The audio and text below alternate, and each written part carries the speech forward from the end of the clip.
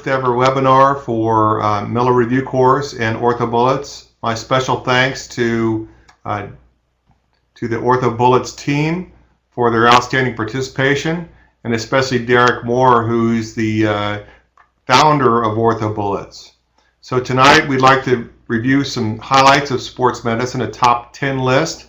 I'd like to recognize and thank Winston Guathme, who created these slides in large part, and he got 100% on his OITE, so it's particularly impressive that he's able to participate in this with us. My conflicts of interest are here. Most of them are educational in concept. So in order to create a lecture like this, it requires a great deal of preparation, a lot of review of other OITE exams and self-assessment exams.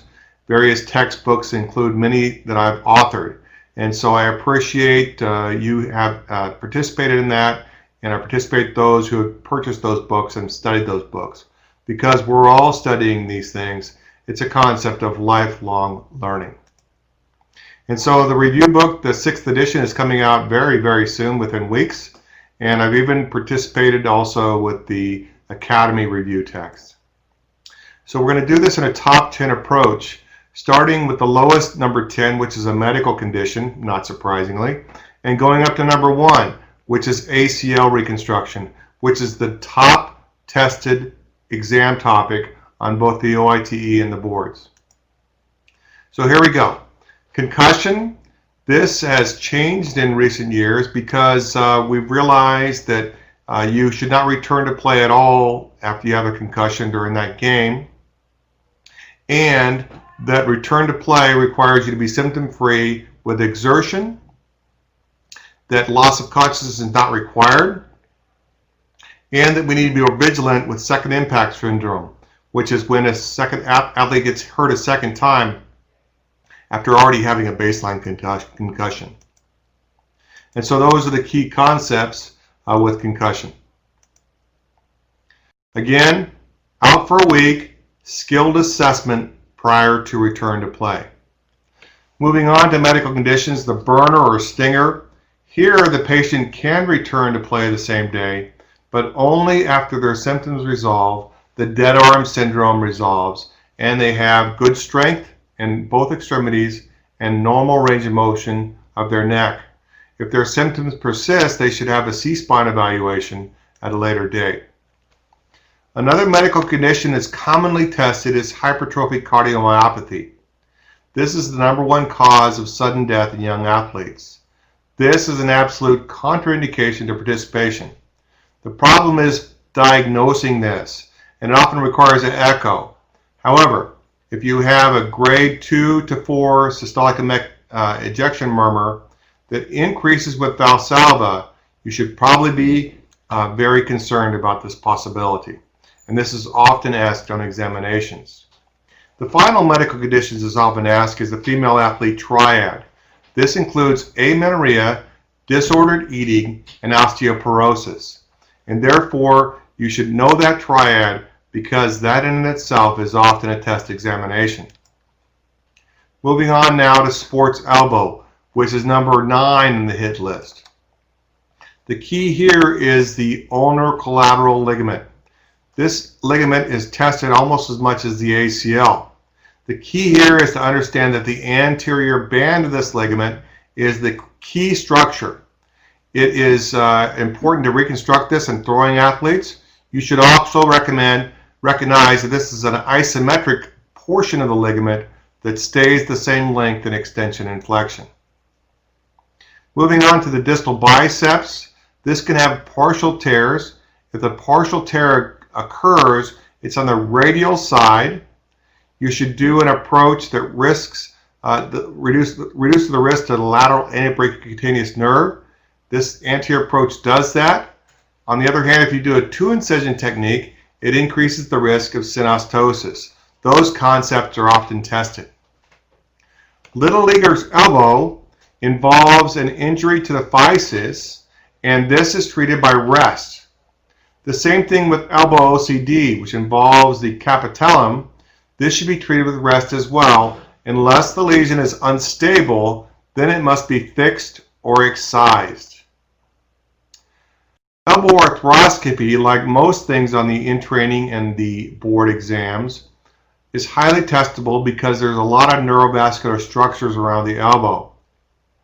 For that reason, they like to worry about portals and the associated risk with various nervous structures. For example, the anterior lateral approach risks the lateral antepercutaneous nerve and the radial nerve. The anterior medial portal risks the medial antebrachiocutaneous nerves and the median nerve, and the proximal medial portal risks the ulnar nerve, and therefore those should be memorized because they're often tested on examinations. Let's move on then to number 8, exercise and rehab. Here we have to concern ourselves with the types of rehab: isotonic, isometric, isokinetic, and plyometric. Just understanding these concepts can often earn you a correct answer on the exam. And then what's very commonly tested is the concept of open versus closed chain. So in addition to these concepts of exercise, realize that an open chain involves an extremity that's not fixed, and a closed chain involves an extremity that's fixed. So open chain exercises increase joint reactive force, and therefore they're contraindicated in early rehab, such as for ACLs. Let's move on to thrower's shoulder. Here we realize that the anatomy is important and often tested, and of course one of the key structures is the inferior glenohumeral ligament complex, especially the anterior band. The anterior band is the key restraint to anterior displacement when you're in throwing position, and so that's often tested.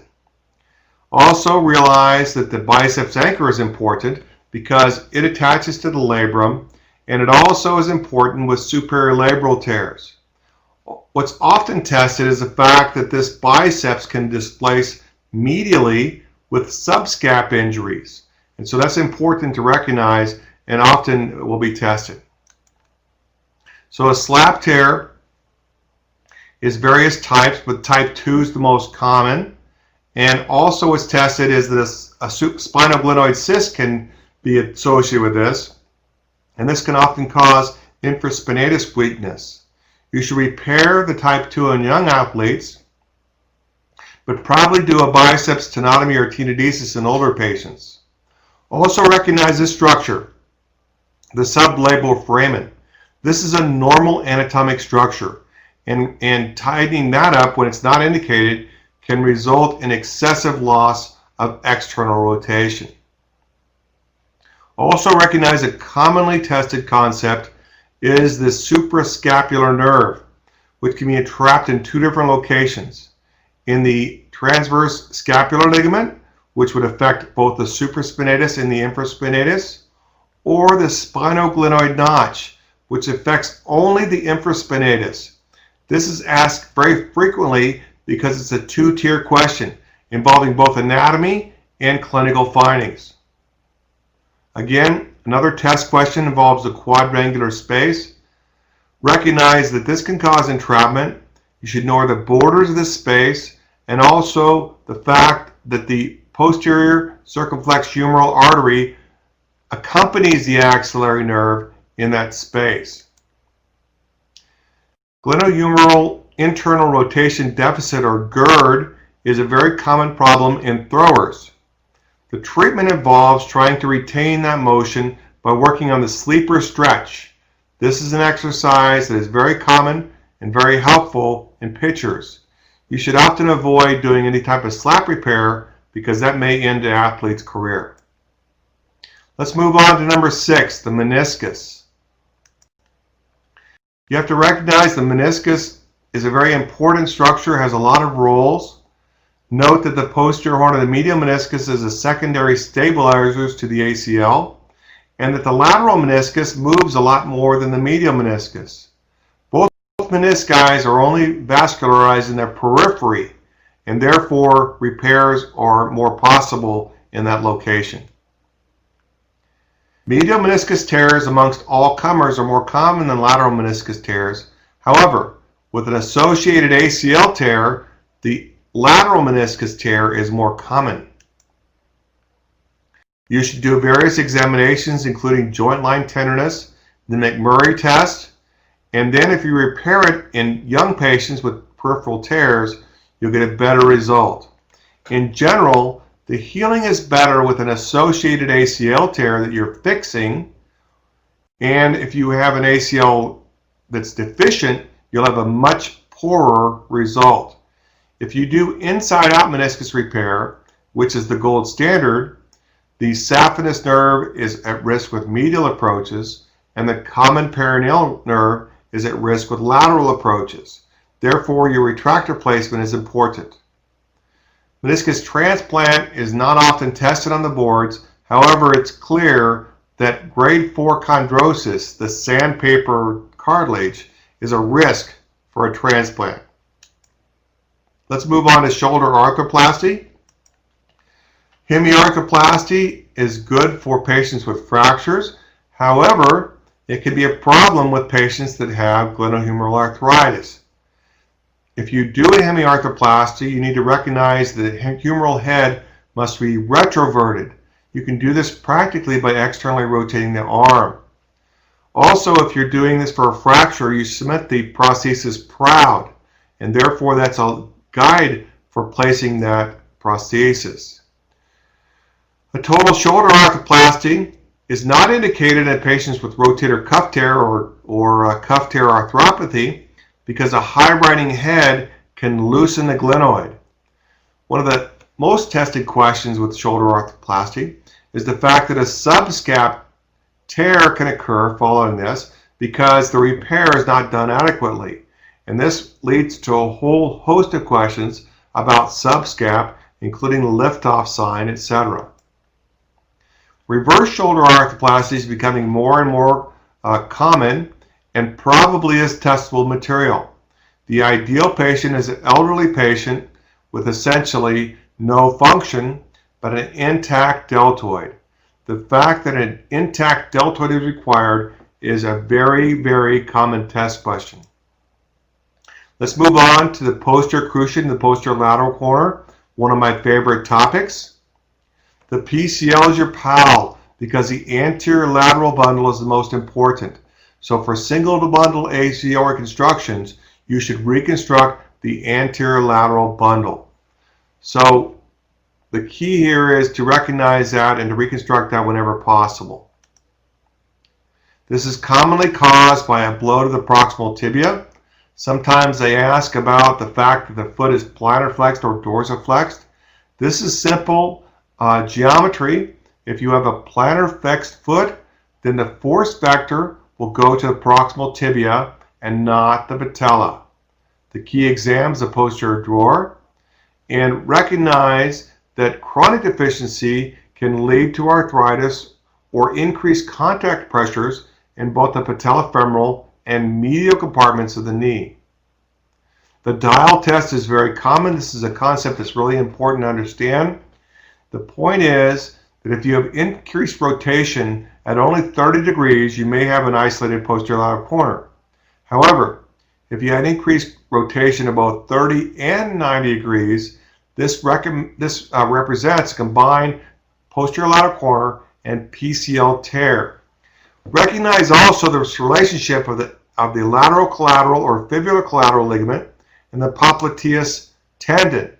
This insertion where the popliteus is medial or deep to the LCL, anterior and distal is very, very commonly tested. By the way, this distance from here to here, from the lateral collateral ligament insertion to the popliteus insertion, Laprade has shown us that's 18.5 millimeters. On the fibula, recognize the biceps inserts posterior to the LCL. So if you do just a plain old repair, it's not as good as doing a reconstruction. So in general, when possible, you should do both a repair and a reconstruction. Also recognize that chronic injuries often require an osteotomy. This is a commonly asked question.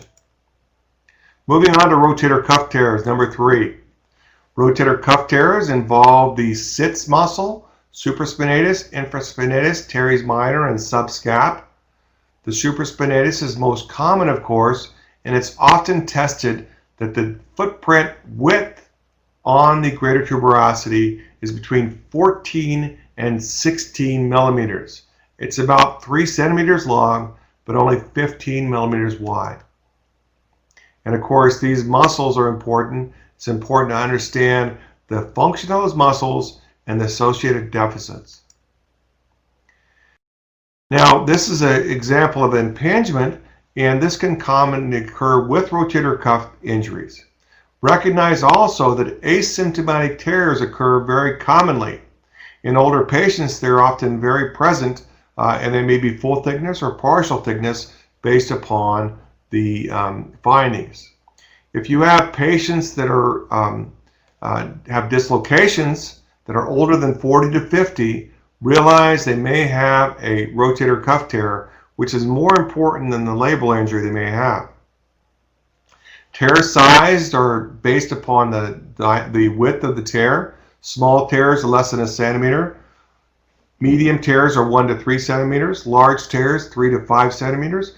And massive tears involve two tendons and are more than 5 centimeters in dimension. You should repair a tear if it's more than 50% of the footprint, and you recognize that fatty atrophy is a poor prognosis, especially massive retraction to the level of the glenoid with fatty infiltration, really bad. So if you have a young patient with an irreparable tear, you should consider tendon transfers. Let's go on to shoulder instability, number 2. The key here is the labrum, which is the primary static stabilizer. The rotator cuff is the primary dynamic stabilizer. So with shoulder instability, the key is recurrence, and this is totally age dependent. The West Point studies have shown us that you have a very high recurrence rate in young active patients. Also, a concept that's being tested more and more is the concept of the inverted pair, or the bony deficiency in the inferior glenoid. If you have a defect more than 25%, you should consider a bone graft procedure in association with your repair. So traumatic posterior instability is very commonly asked also because it's often missed, especially in the emergency room. And so if you recognize the fact that you're given a patient that may have this problem and they didn't get an axillary lateral radiograph, then the test answer is get an extra imaging. Get an axillary lateral radiograph, because it often was missed in the emergency room, and it's critically important to get that. Multidirectional instability, the key here is this is ambry, as Matson has called this. Atraumatic, multidirectional, bilateral, rehab, and inferior capsular shift, or nowadays capsulorrhaphy, but the key is the rehab. You really need to do rehab for 6 months. So the bottom line is you shouldn't ever consider doing surgery in these patients, especially in the boards, unless you've failed rehab for at least 6 months. Moving on to the final topic, number 1, as I told you, is the anterior cruciate ligament. The most highly tested question in both the OIT and the board exam. The key is that the ACL resists anterior translation. It has 2 bundles, an anterior medial and a posterior lateral bundle. The posterior lateral bundle resists the pivot shift, and the anterior medial the drawer. And therefore it's possible to have a single bundle injury with the various different findings. You have to be realized this is commonly associated with a non-contact pivoting injury with a pop and immediate hemarthrosis.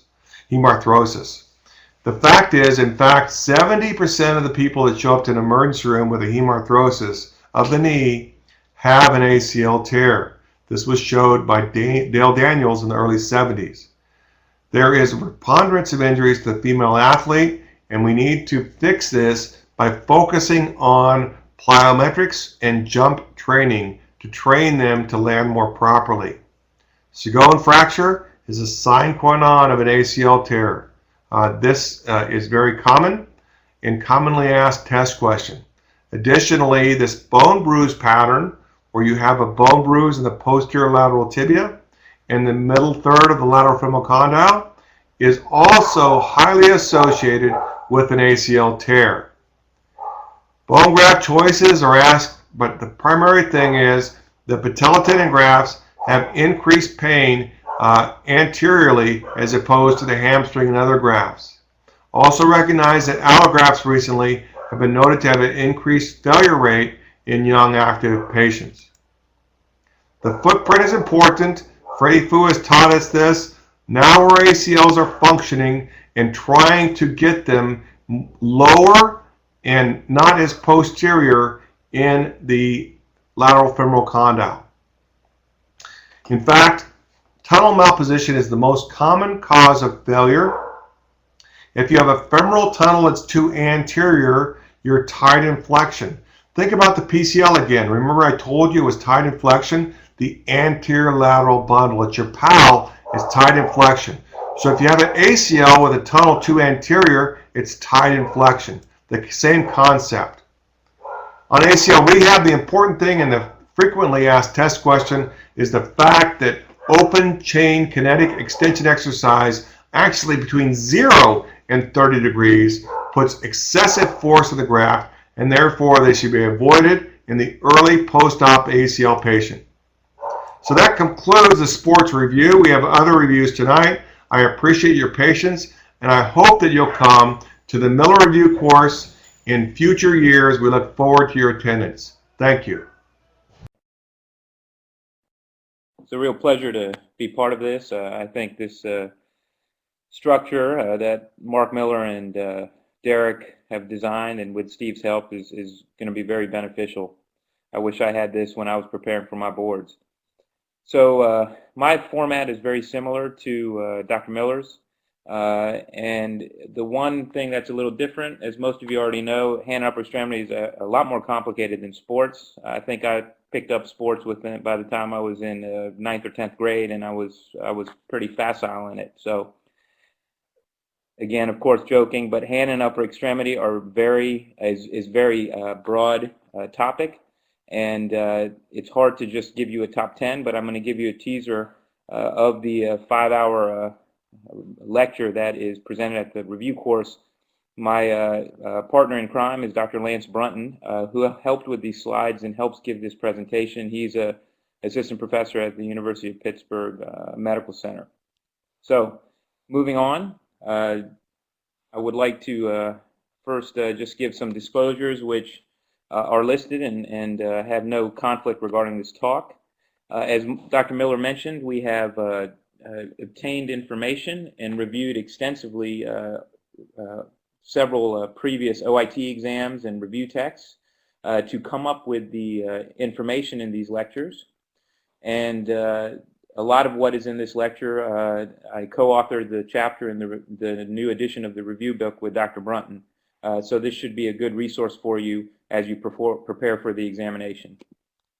So let's start. And these are in no particular order, but these are very commonly tested topics. And just to give you an idea of the depth of information you'll need to know for the hand and upper extremity portion of the test. And in some examinations, almost 15 to 20% of the exam is hand and upper extremity trauma and acquired conditions. So starting with anatomy,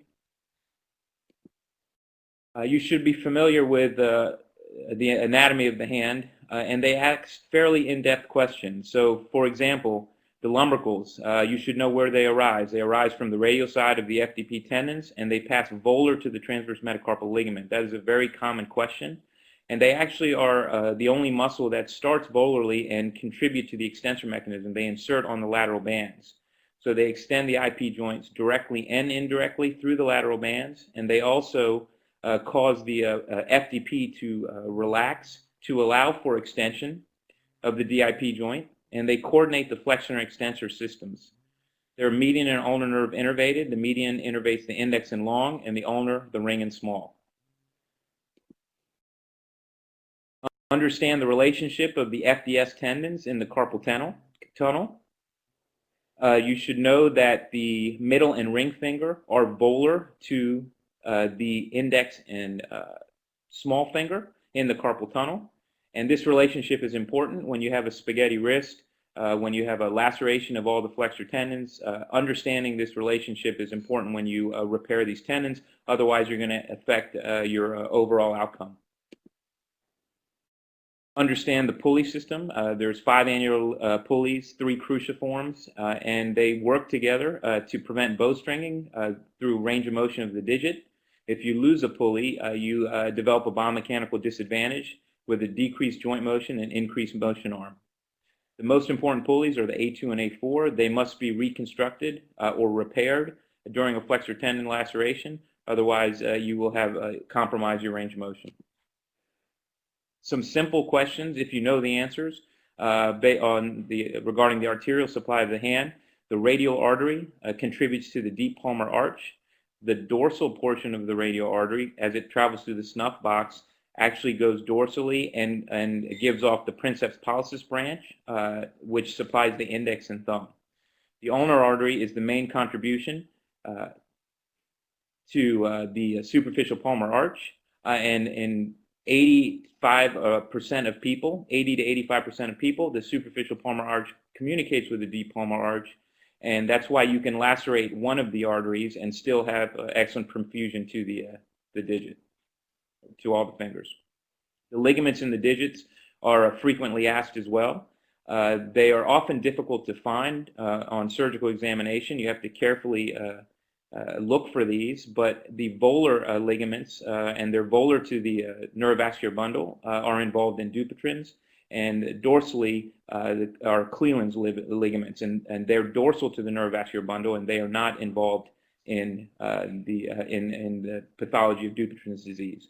The artery is always dorsal to the nerve in the fingers, but the reverse is true in the palm.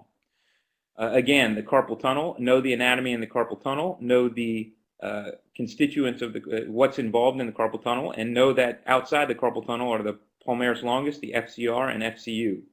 The recurrent branch has a very variable course, and one question that has come up on previous exams is the fascicles to the recurrent branch of the motor nerve. Where are they located in the median nerve? And they are the most volar and radial fascicles, and they tend to be the largest fascicle as well. And the importance of this is when you're repairing a median nerve, you need to line up the fascicles, and you should line that accordingly where you look for the largest volar and radial fascicle, because that's the recurrent motor branch. So moving on to peripheral nerve and brachial plexus. Peripheral nerve lesions, they present in a very broad spectrum. Compressive lesions, which most of you are familiar with, carpal tunnel and cubital tunnel syndrome. Stretch neuropraxias, seen with radial nerve injuries with humerus fractures. There's blast injuries, crush injuries, lacerations, avulsions, and then tumors can affect the function of the nerve. Some key points about nerve lesions is that what are the best lesions to have from a prognostic standpoint. And this chart shows those, that the prognosis is best for a nerve injury in a child when there's sharp and clean wounds, early repair, a direct repair, and a healthy, clean vascular bed. Prognosis is significantly worse when you have older patients and a blast or rupture of the nerve, so an injury, a blast injury to the nerve, or a avulsive injury to the nerve, like you see in a brachial plexus. A late repair and segmental defect requiring a nerve graft and an infected or scarred bed often results in a poor outcome. Brachial plexus is very common in terms of questions. There's very few on there, but they're fairly straightforward, and it requires you to know your anatomy. One of the more frequently tested questions are the cervical nerve root contributions to the main nerves in the extremity. So you should know that musculocutaneous is from the upper trunk. Shoulder girdle musculature is from the upper trunk as well, whereas the radial and median nerves have contributions from all the cervical nerve contributions to the brachial plexus, whereas the ulnar nerve is the lower trunk. Understanding the brachial plexus anatomy is critical, and you might want to just look at it the night before the test so it's in your short-term memory, because the questions are fairly straightforward and they're all based on anatomy. Know again the structure of the brachial plexus. The lateral cord is superficial and lateral to the axillary artery. That's why it's called the lateral cord. It gives off the lateral pectoral nerve, the muscocutaneous, and gives off a contribution to the median nerve. The medial cord is medial to the axillary artery. It gives off the medial pectoral, medial brachial cutaneous, medial antebrachial, ulnar nerve, and contribution to the median. Remember that the lateral antebrachial cutaneous is the terminal branch of the muscocutaneous, where the medial antebrachial cutaneous nerve comes off the brachial plexus. Posterior cord is posterior to the axillary artery. It gives off the upper and lower subscapular nerves and the thoracodorsal, which innervates the latissimus dorsi. The one key testable point in terms of brachial plexus anatomy is that the thoracodorsal comes off between the subscapular, the upper and lower subscapular nerves. So questions have been asked where they pointed to a nerve, and it's the nerve coming off the posterior cord between two other nerves, and they'll ask you which nerve it is or which muscle does it innervate. And it's the thoracodorsal, which innervates the latissimus dorsi. The terminal branches of the posterior cord are the axillary nerve and the radial nerve. So moving on to compression neuropathies. These are very commonly tested questions and what most of you are familiar with. The median nerve, you should be familiar with carpal tunnel syndrome, pronator, and anterior interosseous nerve syndrome. Actually, anterior interosseous nerve syndrome is the most commonly tested of these compression neuropathies. Ulnar nerve, you should be familiar with cubital tunnel syndrome and Guillen's or ulnar tunnel syndrome. And then with regard to the radial nerve, PIN syndrome, which is a motor problem, and radial tunnel syndrome, which is a pain phenomena, and then radiosensory nerve compression at the wrist. So let's just focus on a few of these. Carpal tunnel syndrome. When do you operate on carpal tunnel syndrome? When you have a failure of non-op management, when you have thenar weakness and atrophy, and if you have any EMG abnormalities. If you have EMG abnormalities, you have moderate to severe carpal tunnel, so it's unlikely to improve with conservative treatment measures. If you have a known extrinsic compression from a mass lesion, which is rare in the carpal tunnel but more common in ulnar tunnel syndrome in Guillen's canal, this should require a more urgent decompression. There are cases of lipomas and ganglions that cause compression on the median nerve at the wrist. You have the option to do open and or endoscopic carpal tunnel, and those provide very good results. But there is differences with endoscopic carpal tunnel having an earlier return to work and earlier less pain and higher patient satisfactions. But after 3 months, there's really no difference between the two techniques. Be familiar with the recurrent motor branch variations. This is a commonly tested question, and the majority of them are around 80% is in figure A, but you can have variations, including what's seen in C, where you have a transligamentous branch, and if your incision is too radial, you can, as you divide the ligament, you can cut the recurrent transligamentous recurrent branch. The key is to stay as on the radial side of the ring finger when you divide the transverse carpal ligament, and this is a safe zone. Anterior interosseous nerve syndrome involves the main branch of the median nerve, which is approximately 4 to 6 centimeters from the elbow. The AIN innervates the FPL, FDP to the index and middle, and the pronator quadratus. There's many reasons why it can be compressed. The one that is asked is Ganser's muscle, which is an accessory head of the FPL. We've seen a question where they've showed an MRI and described an anterior interosseous nerve syndrome, and they pointed to a muscle belly, and they asked what was the cause of the AIN syndrome, and the answer was Ganser's muscle. The most common question as to the cause of anterior interosseous nerve syndrome is a viral etiology. It can occur with trauma, such as a supracondylar humerus fracture, but the most common presentation is a viral illness followed several days later by excruciating pain in the forearm that resolves within a few hours, and then subsequent difficulty in FPL and FDP to the index function, as well as weakness and pronation. So AIN syndrome may result in weakness or paralysis of one or more muscles. It may be confused with a tendon rupture. Ill-defined forearm pain, as I mentioned, inability to flex the thumb IP or index, or make the O sign, and weak forearm pronation with the elbow inflection. Parsonage-Turner brachial neuritis, frequently presents as an AIN palsy. So the only motor findings you will find will be an AIN palsy. But if you did an EMG on this patient, there would be more involvement of their brachial plexus. They have brachial plexitis. Treatment for AIN syndrome is to rule out compression lesions, which are rare, and frequently they'll present with no FPL function. You need to make sure they don't have a tendon rupture.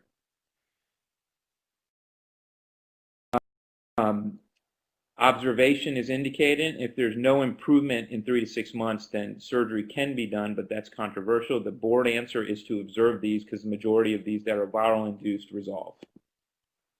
Cubital tunnel syndrome is the second most common entrapment after carpal tunnel syndrome. You should know the points of constriction and the ones, and they're listed, and these are what are released during a ulnar nerve decompression and transposition. One unusual compression of site of the cubital tunnel is when there's an anconeus epitrochlearis, which is an normal anatomic variant that can cause compression of the cubital tunnel. So again, it can be caused by various reasons, but repetitive flexion of the elbow is frequent, burns or heterotopic ossification around the elbow, space-occupying lesions, and then of course fractures. Dion's or ulnar tunnel syndrome, a common, the board answer or questions they ask, you have to think of mass lesions. Usually it's a lipoma or ganglion cyst.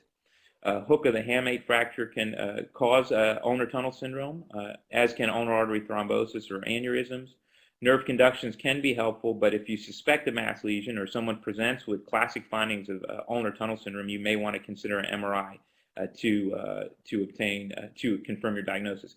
I'm seeing some of the questions that are being asked, and I just want to clear up. You want to be on the ulnar side of the palm when you do your carpal tunnel wrist. You want to, but the safe zone is the radial side of the ring finger, which is the ulnar aspect of the carpal tunnel. So moving on to tendon transfers. This is there are some questions in this area.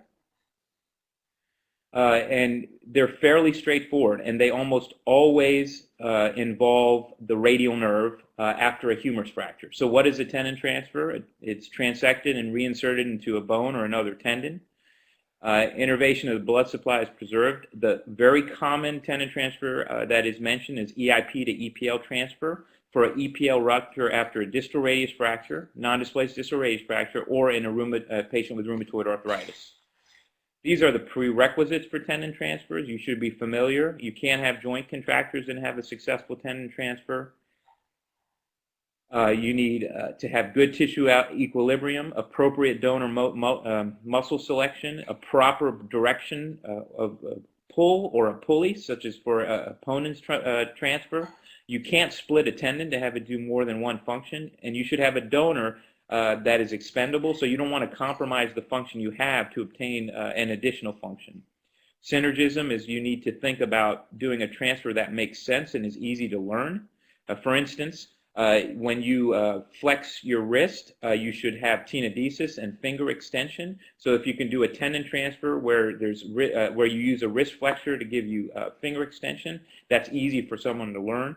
And FCR is used for FCR transfer to EDC is fairly easy to learn for patients. If they have sensibility, that's important because that can help with training and education, and then you need to have a compliant patient.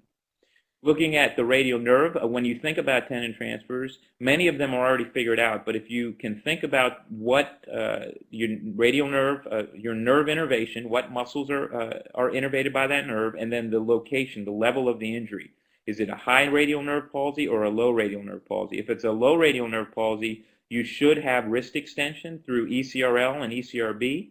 So you really only need to get thumb and MCP joint extension of the fingers. However, if you have a high radial nerve injury, like you have with a humerus fracture, you need to restore wrist extension, MP extension, and thumb extension as well.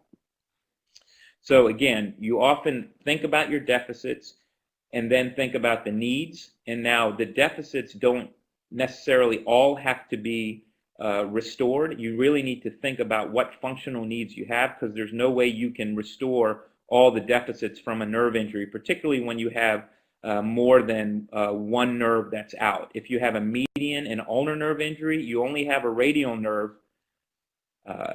You only have the radial nerve innervated muscles to transfer, and you don't have a lot of expendable donors in those scenarios. So think about the functions you need to restore. So the most common radial nerve transfer is the Brand transfer, which uses the FCR to EDC for finger extension. And the others are similar. You use pronator teres to ECRB. So you can take pronator teres because pronator quadratus is working. You don't lose pronation. And transfer to the ECRB gives you wrist extension. You can take FCR because your FCU is still intact if you have an isolated radial nerve injury and your median and ulnar nerves are intact, and you can restore finger extension in that manner. And palmaris longus can be used to restore EPL function and without compromising any current function. So here's a picture just for clarification: pronator teres to ECRB. And palmaris longus to EPL, you take EPL out of its compartment and reroute it to the palmaris longus. And then FCR to EDC, and it's a synergistic transfer because tenodesis allows for wrist flexion and finger extension simultaneously. So moving on to compartment syndrome, another very commonly tested area that you should be really gimme questions because they're fairly straightforward. You should know that compartment syndrome runs along a spectrum. You can have acute compartment syndrome, which is a surgical emergency, and then if you miss a compartment syndrome, you have Volkmann's ischemic contracture. So what is compartment syndrome? It's increased tissue fluid pressure within an enclosed fascial muscle compartment, which decreases capillary blood flow below thresholds for tissue perfusion. If you delay the diagnosis or miss the diagnosis, you have irreversible muscle or nerve injury secondary to prolonged ischemia, and all of you know this is an absolute emergency. There's three compartments in the forearm, and remember the deeper compartments sustain the highest pressure and the greatest amount of muscle injury.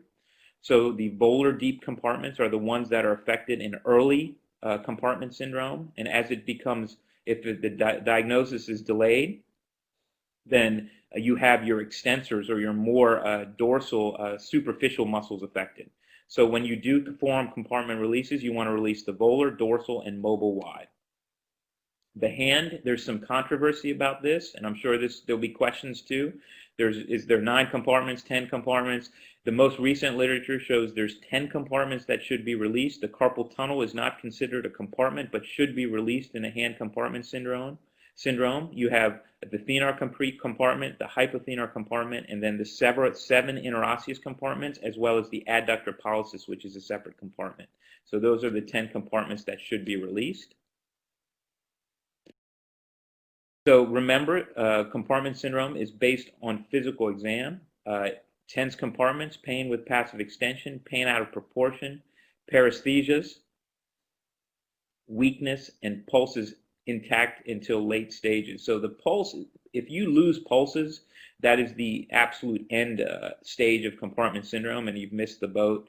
And by that point, they'll probably have an insensate extremity already, and be moving toward a Volkmann's ischemic contracture.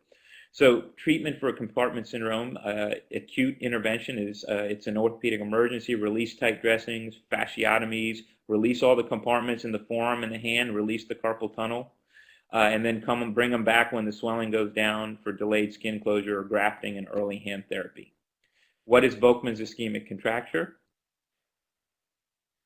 Results from untreated acute compartment syndrome, muscle necrosis, fibrosis, and contracture. The nerve deficits occur secondary to compression and fibrosis, lead to chronic pain, and the progression of contracture can be for 12 months, and the end result is a contracted, painful, insensate, useless hand. So moving on to a fifth topic that is frequently asked, and that's trauma, and this is a very broad topic. And this topic covers a lot of ground. I'm just going to touch on the more frequently asked trauma or frequently asked injuries. Scaphoid fractures are very common. This is a difficult problem for all hand surgeons because most of the bone is covered by articular cartilage. The healing response is small. Periosteal healing response is small, and it heals by end-to-end endosteal response. It has a very tenuous blood supply, as you know, from a retrograde fashion. Distally is more perfused than proximally, and that's why you have proximal pole non-unions and AVN. It's difficult to reduce and immobilize, and a poor outcome results if it's untreated, and a snack risk is the result. MRI is the best test for an immediate diagnosis because of high sensitivity and specificity. Bone scans also are helpful, but they don't become positive till 72 hours. When do you operate on a scaphoid fracture? If there's any displacement, and displacement means greater than a millimeter, a proximal pole fracture is a surgical indication. In an adult, these should not be treated without surgery. And any angulation, and that means a humpback deformity, you get increased DC deformity resulting in angulation between the scaphoid and lunate articulation because of collapse of the scaphoid. And any angulation is equivalent to displacement and should be treated surgically. How do you treat scaphoid fractures? Compression screws are used frequently for this. You can do it open or percutaneous. Proximal third or proximal pole fractures should be fixed. Displaced or unstable fracture, delayed presentations, meaning delayed unions or non-unions, and associated fractures of the distal radius or perilunate injuries, and non-displaced fractures in high demand athletes can be treated percutaneously. Hook of the hamate fractures are frequently seen in training. These are in golf and racket sports. Radiographic evaluation frequently misses this unless it's displaced. But CT scan is the best study for this, and there's a picture of a CT scan with a hook of the hamate fracture. In a non-baseball or racket athlete, you can treat this in a cast, but in most of the time, if you have this injury, you need to excise it and watch the motor branch of the ulnar nerve. ORIF is rare and can lead to nerve problems, and it does not affect bat speed in a baseball player if you take out their hook or their hamate. PIP dislocations, volar dislocations. The testable item here is when you have a volar dislocation, central slip is disrupted, and if you don't treat this with extension PIP splinting, you're going to end up with a boutonniere deformity. A frequently asked question, although clinically it's rarely seen, is a rotatory subluxation or dislocation. That's where the central slip is intact and the condyle is buttonholed between the central slip and lateral band. It's difficult to reduce closed and frequently needs to go to the operating room for open reduction. MP dislocations occur in children. There's simple dislocations and complex dislocations. They're easy to reduce. If they're simple, you can easily reduce them.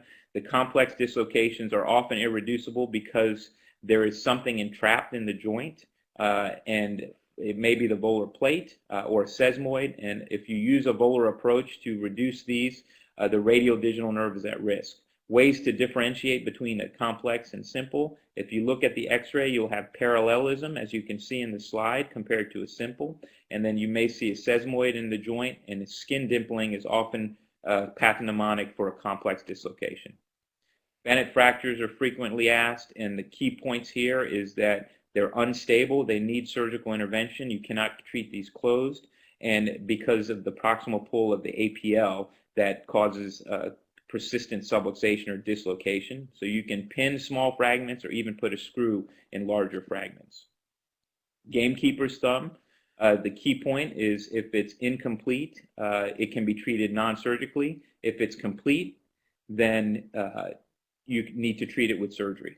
And the key testable point is a Stenor lesion, which is present in up to 80%. And the UCL is trapped by the adductor aponeurosis. As you can see, it lies on the aponeurosis and will not heal without surgical intervention. So fingertip coverage, topic 4. The no tissue loss injuries or nail bed injuries. The tissue loss ones are the ones that are asked on the boards and in-training exams. And let's just cover a few of the common ones. VY advancement flaps are great for distal fingertip amputations. You can get a tension-free closure that's sensate and maintain as much length as possible. Moberg flap is what is asked about thumb amputations. They're best for transverse thumb amputations, and it's an excellent sensate flap. Here's an example of a Moberg flap, an advancement with closure. Tendon injuries. The key tendon injuries to know, again, are a central slip rupture. If you do not catch this injury, you will get a boutonniere deformity with time. It may not present acutely. Frequently, a central slip ruptures, but you will not have a boutonniere until the triangular ligament attenuates and the lateral bands migrate volarly, as shown on this in the schematic. The way to prevent boutonniere deformities is to diagnose the injury and perform extension splinting if it's a closed injury of the PIP for 6 weeks, and if it's an open injury, repair the central slip. Know your flexor tendon anatomy. And know the zones of injuries, and know that the zone 2 in no man's land has the worst prognosis. What's important for flexor tendon repairs are not only the timing and incisions, but minimal touch atraumatic techniques reduce adhesions. You want to preserve your A2 and A4 pulley, or the equivalent in the thumb is the oblique pulley. Use a core and epitendinous suture repair. Repair FDS and FDP if possible, and do an appropriate therapy protocol. The common flexor tendon injury that's asked is a jersey finger. What do you do with them? A zone 1 injury, a type 1 injury is where the FDP is avulsed back into the palm, and you should fix these acutely within 7 to 10 days. If you wait too long to fix these and try to fix them, you will have quadriga and develop a DIP contracture because you've advanced the FDP too much. Chronic injuries, you should not repair a zone type 1 FDP. Otherwise, you'll end up with significant complications as mentioned above, and most people treat these without surgery or fuse the DIP joint. Again, knowing the different types of zone 1 or jersey fingers, type 1 should be fixed within 10 days. Type 2 is where it's retracted to the A2 pulley and can be fixed delayed up to 6 weeks. Type 3, you have a bony fragment as shown there. And type 3 is an unusual injury where you have a bony fragment, but the tendon is retracted back to the palm. No man's land, it has the worst outcome secondary to adhesions at the pulleys and associated digital nerve and artery injuries. Advances in therapy have improved results, but we still have a long way to go. If you've ignored my talk up to this point, these are this is a slide that you should pay attention to, and we're almost finished here, but lumbrical plus finger is paradoxical extension of the IP joint during finger flexion. It occurs when you have an FDP laceration or a distal fingertip amputation. What happens is the FDP retracts. Remember, the lumbrical comes off the FDP and inserts on the extensor mechanism. Since there's no insertion point of the FDP, there's tension on the lumbrical, on the extensor mechanism, and when they try to flex, and with no relaxation of the flexor mechanism, it pulls on the lateral bands and extends that digit. It can be treated with therapy or a lumbrical release, which releases the lumbrical's pull on the extensor mechanism. Quadriga occurs if you advance the FDP more than a centimeter. And what happens here is, since the middle ring and small finger have the same common muscle belly, if you advance one of the tendons, and it will reach its max excursion, the adjacent fingers, which are uninjured, will not come down fully because the maximum excursion has been obtained by the tendon that was advanced, and that results in forearm pain and a weak grasp. So here's a picture of a lumbrical plus finger, and here is the quadriga where the adjacent digits to the middle finger, where was the injured finger, has reached maximum flexion, and you cannot have full grip. So last two quick topics: infections, very common. Know your microbiology. Staph aureus is the most common. Strep is next. Know that cat bites, Pasteurella is very common in cat bites. Eikenella in human bites, and Vanc resistant staph is also becoming common. The frequently tested infections are herpetic whitlow, which is infection of the fingertips seen in hygienists and healthcare workers and toddlers. You have prodromal symptoms along a certain distribution, nerve distribution. Then you get vesicular eruptions, which is painful, and you can see examples of this. A Zank prep is needed to diagnose herpetic Whitlow, and it's usually self-limiting, doesn't require treatment, just observation, maybe acyclovir or antiviral, and it recurs with stress and fevers. A common question is, what's the most frequent infection in children or toddlers, and it's herpetic Whitlow. Flexor tenosynovitis, all of you should be familiar with. Staph aureus is the most common. You can treat very early infections with IV antibiotics and splinting, but the board answer will be irrigation and debridement of the flexor tendon sheath, either through a limited incision closed system irrigation or through open drainage. No canable signs. These are frequently asked questions. Flexed posture of the digit, flexor sheath tenderness, fusiform swelling, and pain with passive extension. Be familiar with necrotizing fasciitis, seen in IV drug users. Most common group A beta hemolytic strep is organism, and emergent aggressive IND is necessary with broad spectrum antibiotics, and the mortality rate can be quite high in immunosuppressed and older individuals. Last topic, congenital hand, where there's frequent questions, but the most common question is related to thumb hypoplasia, which is part of the spectrum of radial dysplasia, failure formation or undergrowth. It's often associated with other systemic anomalies such as bacterial, vertebral, anal, cranial, tracheoesophageal problems. So the question they tend to ask is the hypoplastic thumb. There's type 1, which is a small thumb. Type 2 is unstable MCP joint. Then type 3A and B. Type 3A, you have a hypoplastic thumb with a stable CMC joint. And type 3B, you have an unstable CMC joint. And this is the question they asked, is you can reconstruct type 1, type 2, and type 3A. But then type 3B, which is an absent or unstable CMC joint. Type 4, which is a pouce flottant. And a type 5 is an absent thumb. All should be treated with pulsization. So there's an example of a pulsization, moving the index finger to the place of the...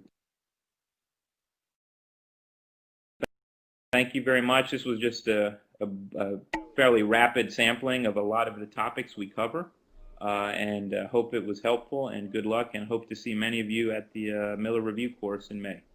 Thanks, Bobby. That was terrific. Just a couple of questions I was only sort of paying attention to there, because I was told that any bone that can fit in your mouth really doesn't much matter after the end of the day. I heard someone say that at some point. I can't remember who that was. Sir John Charnley. I hear that from Dr. Miller every day, but then, you know, he needs me more than I need him. I can tell you that. The distal radius fracture question is probably very popular, probably something that will appear on the boards. What are your thoughts right now on what do you need to know in terms of if you're given a patient who is, say, 70 years old, community ambulator,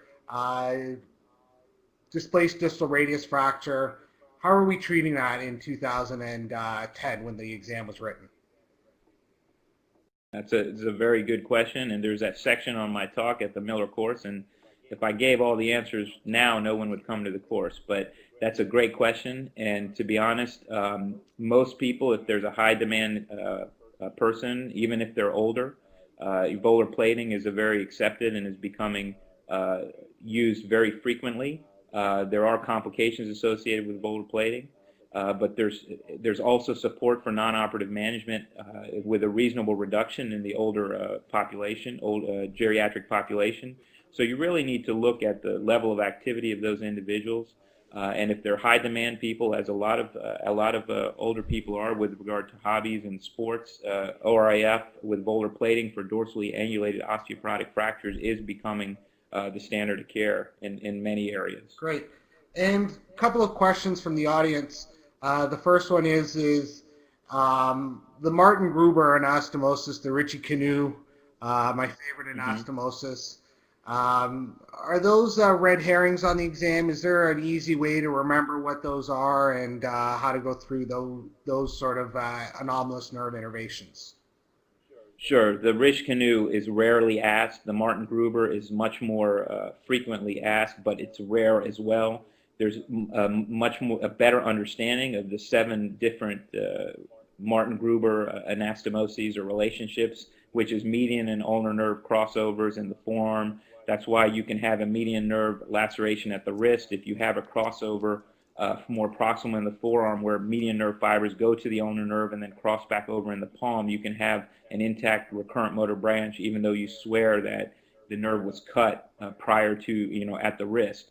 But Risch Canoe is more sensory and motor crossovers in the palm itself, and it's more sensory related. But the more common, you should be familiar with Martin-Gruber anastomosis, which is present in 15 to 20% of people in its normal anatomy. So the main point about those crossovers is that they can make your physical exam findings confusing in terms of localizing a nerve lesion or nerve laceration. And frequently, exam findings may be confusing because of these nerve crossovers. Great. And last question, on the exam, do you need to remember the for the distal fingertip injuries? Do you need to remember the flaps and how they're described, or are they likely to be described by their eponymous terms? They're likely to be. So, for instance, they'll be described by VY advancement flap or a Moberg flap. They're actually, but they are often used, described by their eponymous terms. But normally it's fairly straightforward. They don't make it too complicated. They'll ask a question. A musician has a fingertip amputation. What are your options? Replant the digit, VY advancement, dressing changes, or shortening and closure. So when you have examples like that, then it becomes pretty clear. And in that situation, VY advancement works very well because it maintains length and gives you a nice sensate tip, even in a high-demand person such as a musician. Great. Well, thank you so much, Bobby. Really appreciate it. It's great to do this, and it's quite fun. Thank you. Next, we'll be moving on to Ginger Holt. Ginger comes to us from Vanderbilt University, where she was a resident and earned the nickname Anatomic Ginger. She has strayed from that and came back up to Toronto here, where she learned her pathology, and that's what she'll be talking to us about today. So, Ginger, it's all yours. Thank you. There were some comments that were coming up, and everything you see tonight will be presented again at the Miller Review course. You get a thumb drive that has all of the slides on it. About 450 of my color slides with all of the pathology will be on. You get this sheet. So it's about a 10-page condensed sheet for all of the orthopedic oncology problems. It's condensed for you to use in the days prior to your exam. I give you a cheat sheet. So there's a lot more that occurs at the Miller Review course than this. I'm giving you 5 top orthopedic oncologic conditions tonight instead of 10, so that you don't learn too much tonight. A big part of oncology is learning pattern recognitions, and so a lot of the questions ask you to recognize a tumor and then ask a question about it. So I think looking at general histology types can be very helpful for you, and remembering that the origins of the cells sort of shows you what the histology is. So the parenchymal cell line of origin, hematopoietic cell line of origin, and mesenchymal cell line of origin are the 3 big cell lines that we think about. Carcinoma originates from the parenchymal cell line. Hematopoietic tumors lead to myeloma, leukemia, lymphoma, and then sarcomas come from the mesenchymal cell line. And that becomes important when you look at these histology pictures. On the left, when you think of the cell origin, the parenchymal cells like the heart, pancreas, the solid organs, you see nests and glands of cells on your histology, and that is that parenchymal cell line. Hematopoietic tumors have very little stromal. They very much act like the marrow and have discohesive cells. You can see in this slide in the center, it almost looks like marrow. There are some fat globules throughout. And then when you look to the far right, the sarcoma, being the mesenchymal cell origin, recapitulates muscle. and you can see the cigar-shaped nuclear cells, the very large bizarre cells, small cells, and the very abnormal cells. So recognizing that oncology is a very pattern-driven field, and looking at these pictures, this is one great slide that really shows you three distinct cell types, tumor types, and histology types. So for the top five, osteosarcoma is the most common malignant primary bone tumor. It occurs in a younger age group, so ages 5 to 30 being the most common bone sarcoma. There are multiple types. We aren't going to go into those tonight, but we go over those at the review course and sort of what's important about each of them. If you see these lesions, they occur in the distal femur, proximal tibia, sort of around the knee, and then the proximal humerus is a second and third common location. In recognizing these, we talk about this hair on end pattern, and this is describing how the bone forms along the tension and compression lines of bone. The sunburst is also what is described with these. So the sunburst is like the sun coming over the horizon, and you can see from the red arrows how those two mimic each other. And this is a very classic finding for osteosarcoma: a skeletally immature patient, metaphyseal lesion, and this hair on end or sunburst pattern that you see. The histology is also quite characteristic. So the top red arrow here shows you the osteoid, or the immature bone. So you have collagen that doesn't have any maturation to it. There's no calcification progression going on. This is in comparison to the green star at the top of the slide that shows you mature bone. So it's a very nice comparison there to look at your woven bone below and then the mature bone above. The malignant rimming osteoblasts then show you make this a malignant process. And if you look at the malignant cells surrounding, you can see that those are throughout the entire medullary space there. So seeing immature bone, the mature bone is a good comparison. Here's another skeletally immature patient, metaphyseal lesion, and all of the bone forming process going on. When you look at this on a cross-sectional MRI image, you see the soft tissue mass is pushed outside. We have a large periosteal reaction around this, and this is quite characteristic. A skeletally immature patient, metaphyseal lesion forming bone. And you hope when you turn the page that you see your immature woven osteoid with malignant rimming osteoblast. So the common question for oncology or pathology is that you're given all of this information and you are expected to make the diagnosis, and then the questions are going to come at the end for you. So you're going to be expected to now know what an osteosarcoma looks like by x-ray, by history, and the questions that are most commonly asked are, what is the treatment? So they give you all this information and say, what is the best treatment for this patient? And remembering that osteosarcomas are best treated with chemotherapy and surgery, so they don't necessarily ask you the specifics about the order or anything else. What they want to know is that you know it's chemotherapy and surgery, so some combination. Osteosarcomas have no genetic translocation. So Ewing sarcoma, synovial sarcomas, there are a lot of sarcomas that have a genetic translocation that is associated with them. Ewing sarcoma, but none for osteosarcoma. There is a genetic alteration in the retinoblastoma gene and the p53 tumor suppressor gene. So a question you may get is a patient that has had retinoblastoma in the past, and then they show you all of the histology and slides and ask you what the most common diagnosis may be.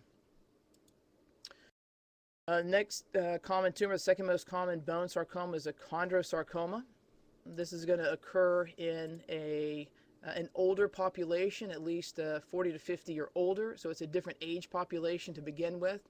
And chondrosarcomas occur in the proximal femur, distal femur, proximal humerus, and very commonly in the scapula and pelvis. So they occur in the flat bones, and the scapula and the pelvis are the two most common. You can see from this slide that the bone has a very slow growth pattern. So you can see that the metaphyseal and metadiaphyseal portion of the bone has a very slow progression. The arrows show you that this is a very slow process, that as the tumor pushes out against the bone has time to react. It pushes back against the bone, and the bone pushes again, and you can see that this has a very chronic pattern to it of growth, and it's very characteristic for chondrosarcomas. They're very slow growing. They can get very, very large over time. We always look at the difference between a chondrosarcoma and an enchondroma, and the key phrases or features that we use are punctate calcifications, arcs, and rings. You can see those in an enchondroma. The difference is, number one, patients have pain with a true chondrosarcoma, and number two, you see the endosteal scalloping, what we call the bone erosion, and again, that laboring process that the cartilage pushes against the bone pushes back, and there's a sort of a fight going on between the bone and the cartilage, and over time the bone becomes deformed, telling you this has been a little bit of an ongoing process.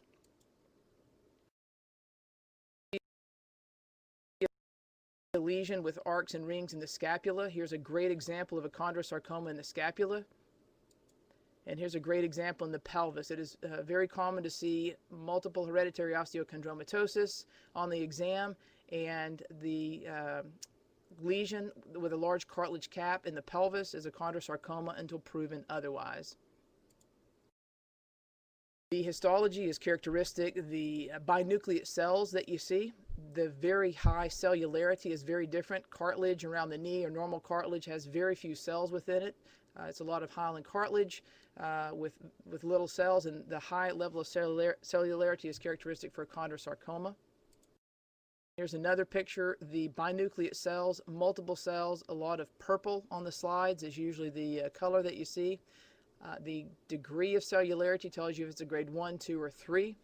And again, a low-grade chondrosarcoma and an enchondroma can be distinguished by the number of cells that occur. The computer must be having a seizure. So here's another higher grade picture. Here's a chondroid matrix. You can see all the binucleate cells in there that are characteristic, but when you look, you see mitotic figures. You see all the dark blue, the chromatin, telling you that this is a more malignant process. And again, the high degree of cellularity is important in determining that this is a malignant lesion. Here's another picture, proximal humerus. You can see on the left-hand side of the proximal humerus the endosteal scalloping, the erosion. So this is not a plain old enchondroma. We have endosteal scalloping erosion. This patient is likely to have pain.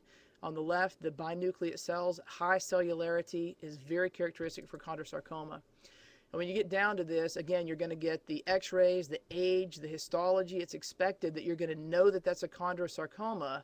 The question is, how do you treat it? And different from other bone sarcomas, your typical chondrosarcoma has treated with wide excision only, not chemotherapy, no radiation, wide excision. So they're going to give you all the information, and your answer for treatment is wide excision by surgery. Ewing sarcoma is always on the test, if not once, twice.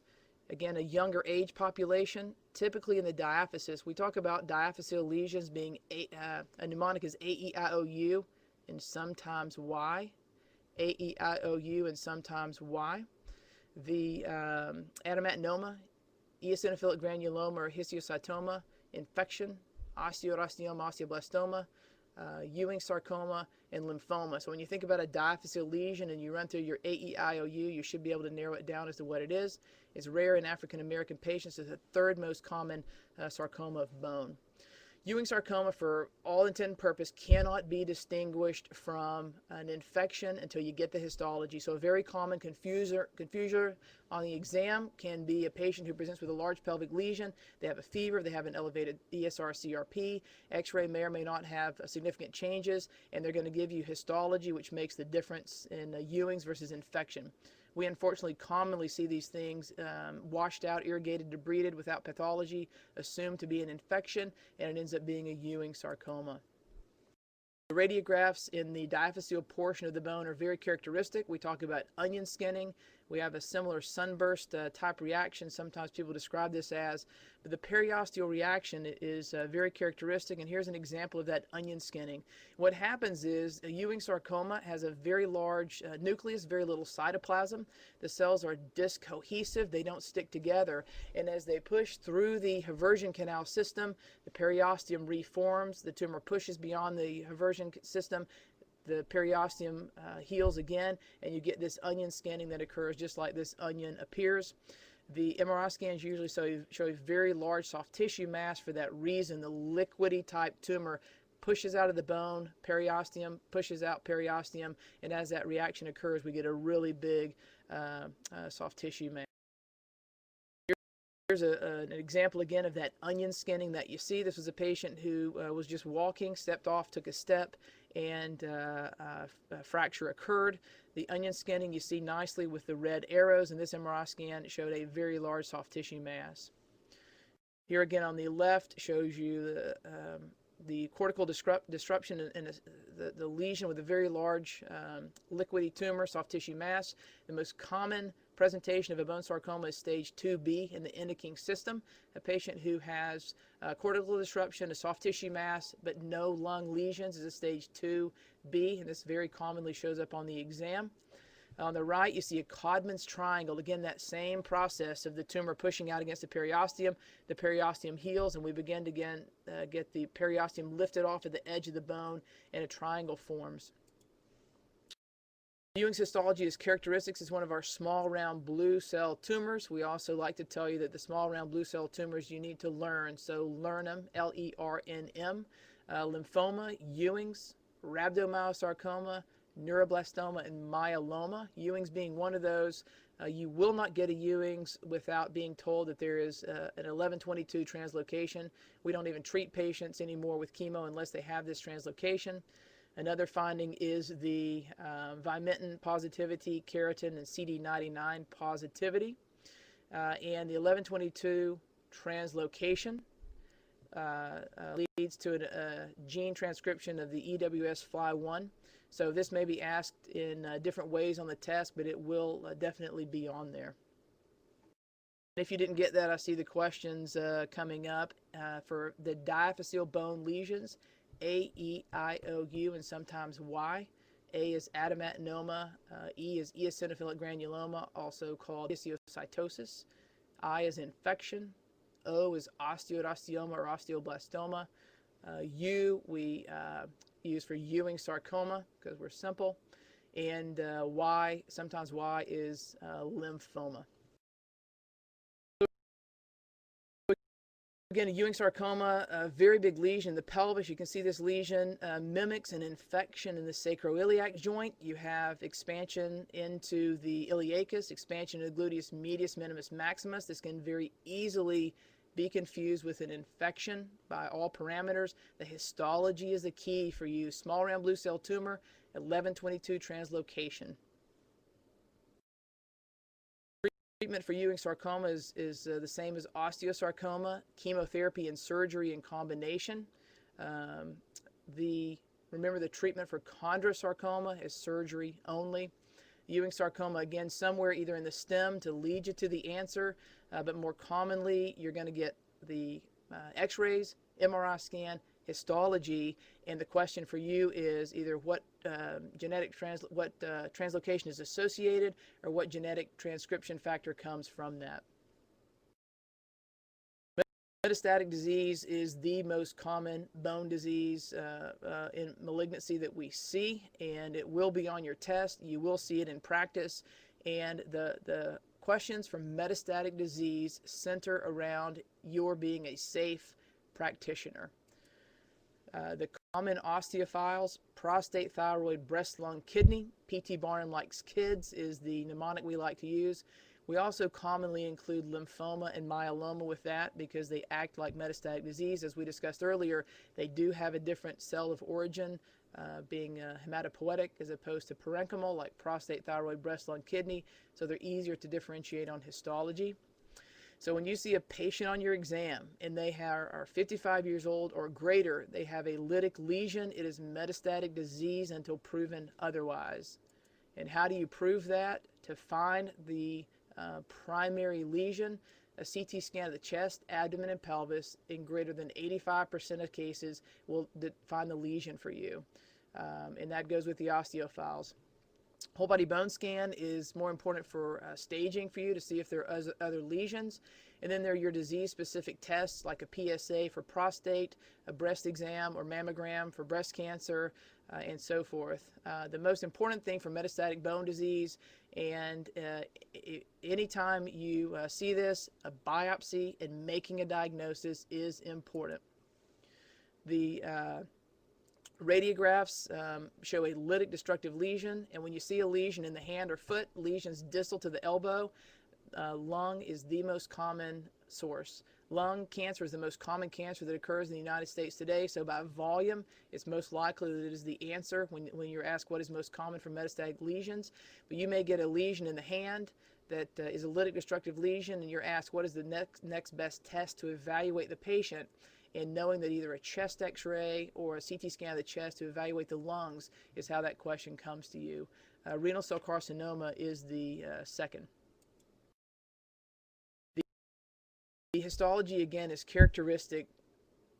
Nests, glands make up the carcinomas. They commonly are seen abutting mature bone. So if you see here, the top green arrow shows you the leading edge of the nest down there of cohesive cells recapitulating a gland, and then along that edge for both the green arrows is where that is eating into the bone, and that is mature bone again. You see the mature lamellar lines, the lacunae, and all of the mature bone being eaten by this lytic destructive aggressive lesion.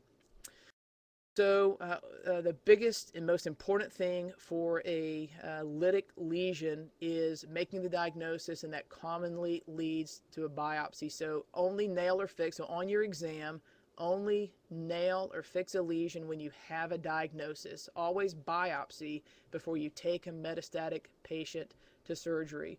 The progression of how you get your test is not necessarily important, but knowing that you need to systemically stage a patient before you act on it or take them to surgery. And if you look back at the exams, when you have an older patient, a lytic bone lesion, and you're given the option to biopsy the lesion, in your test answer possibilities, biopsy is on there.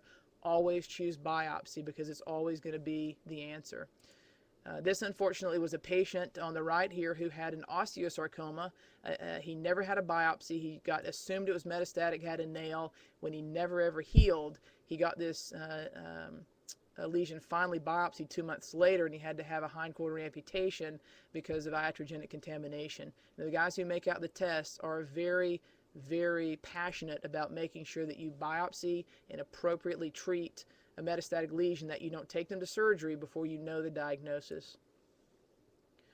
So the last thing I'm going to talk with you about is giant cell tumor. Again, this is one that always shows up on the test. It has many classic characteristic features.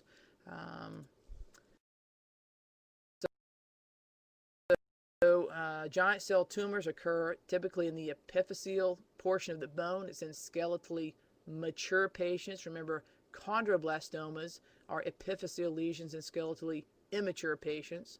So a skeletally mature patient with an epiphyseal lesion, think giant cell tumor. The most common are in the distal femur.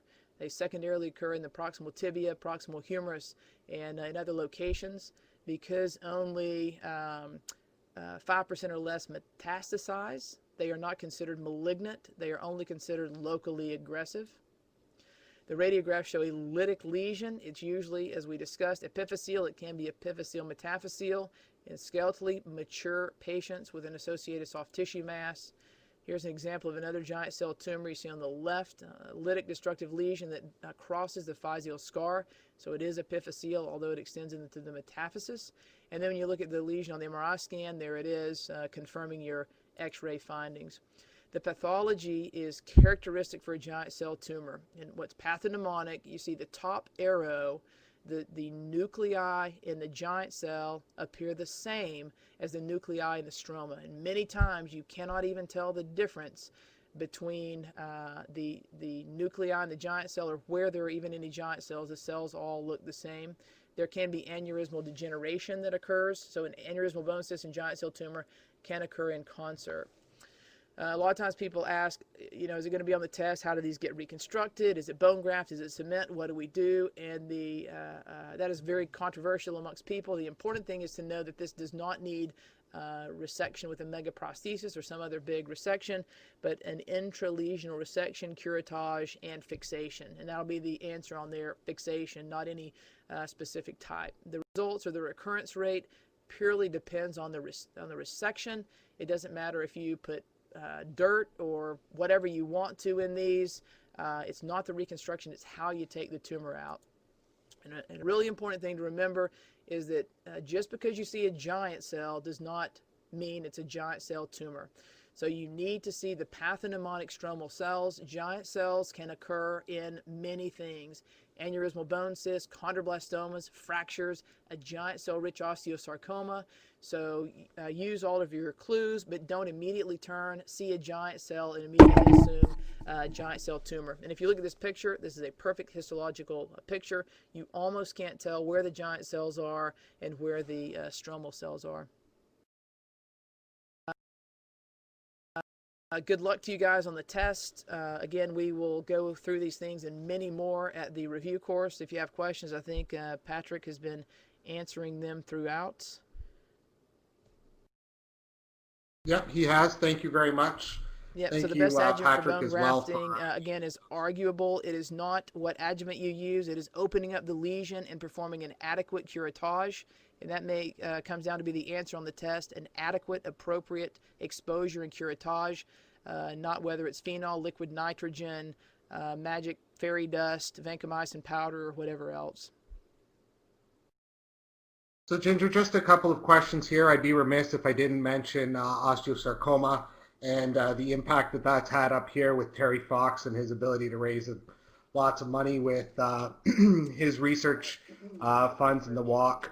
So what, with regards to osteosarcoma, I think all of us now understand how to treat it, but can you go through a little bit more detail how to work up the patient prior to initiating treatment? So once you've got the diagnosis, if the question on the exam is, what is the most following next step in the management of this patient, could you answer that question for us? So a patient with osteosarcoma?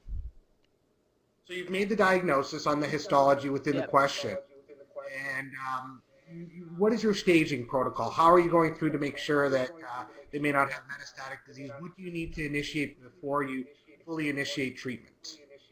Yep. So as we discussed with the different tumor types, the most common location for metastatic disease is the chest. So it is a bit controversial these days whether a PET scan in pediatric patients or bone scan is necessary. So a CT scan of the chest is the next best step in managing a patient for staging. So it's always important to differentiate staging versus diagnosis. The next best step for staging is either a bone scan or PET CT scan, and those are two controversial for that to be the answer. So most commonly the test question and answer is for a CT scan of the chest. Great. And what regard today is limb salvage versus amputation? Is one preferred over the other yet? The standard currently is limb salvage. It's probably about 95% of cases limb salvage is a standard of care. It is now even too controversial in the setting of a pathologic fracture, but even in that setting, people still argue that limb salvage surgery can be 95% of cases limb salvage surgery. And one last question. I think a lot of the audience is having some difficulty with approaching the more soft tissue tumors. Your synovial sarcomas, your epithelioid sarcomas, your MFH, those sorts of things. The list seems to be endless. If you could clue in our audience to what you think are the most important, can't miss soft tissue sarcomas, what would they be? Yes, you mentioned synovial sarcoma is the most common tested tumor because of the genetic translocation, the SYT translocation that occurs with it. And I go over this, and in the course we have all the slides that show you that soft tissue sarcomas are essentially the same. They are treated with surgical resection and radiation therapy. The only thing that differentiates them is their histology. Their appearance on an MRI scan is the same. Their appearance clinically is the same. The histology and looking at the microscopic evaluation is the only thing that differentiates them. A common one that is tested or questions come up on will be synovial sarcoma. And for any genetic evaluation, you can remember the translocation that is becoming more and more common on the tests. But Great. what Well, you need thank to you know very much. the basics, surgery, radiation. Great. Thank you. And now we have, without further ado, Derek. Derek, are you on? Yeah, sorry about that. I got kicked out for a second. Okay. Can you Well, hear me? without further ado, Derek Moore.